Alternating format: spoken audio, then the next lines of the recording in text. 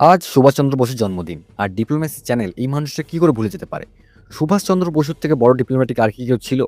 তার জীবন কাহিনী, তার অবদান এতটাই বিশাল যে হাজার হাজার শর্টস ভিডিওতে বলে শেষ হবে না। সুভাষচন্দ্র বসুর জন্ম 23শে জানুয়ারি 1897 সালে উড়িষ্যার কটক শহরে। সুভাষচন্দ্র বসু প্রায় 20 বছর ভারতীয় জাতীয় কংগ্রেসের রাজনীতির সাথে জড়িত ছিলেন। পরে মতপার্থক্যে তিনি কংগ্রেস পদত্যাগ করে ফরওয়ার্ড ব্লক নামে রাজনৈতিক দল গঠন করেন। তার স্বাধীনতা সংগ্রামের অবদান নিয়ে আলাদা করে আর কি বলবো।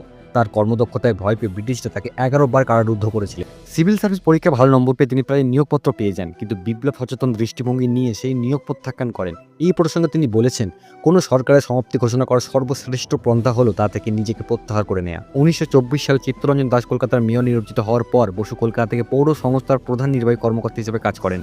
দ্য ইন্ডিয়ান স্ট্রাগল বইটি রচনা করেন, যে বইয়ে 1920 থেকে 1934 সালে ভারতের স্বাধীনতা আন্দোলনের বিবরণ রয়েছে। যদিও এটি 1935 সালে লন্ডনে প্রকাশিত হয়, কিন্তু ব্রিটিশ সরকার বিশৃঙ্খলা সৃষ্টির ভয়ে ভারতে বই নিষিদ্ধ করে। স্বামী বিবেকানন্দের ভাবাদর্শ তাকে উদ্বুদ্ধ করেছিল। বার্লিনে ভারতের স্পেশাল ব্যুরোতে জার্মান ও ভারতীয় কর্মকর্তারা সুভাষচন্দ্র বসুকে নেতাজি উপাধি দিয়েছিলেন। তাঁর জীবনী লেখা একটা সরকারি নথিতে বলা হয়েছে।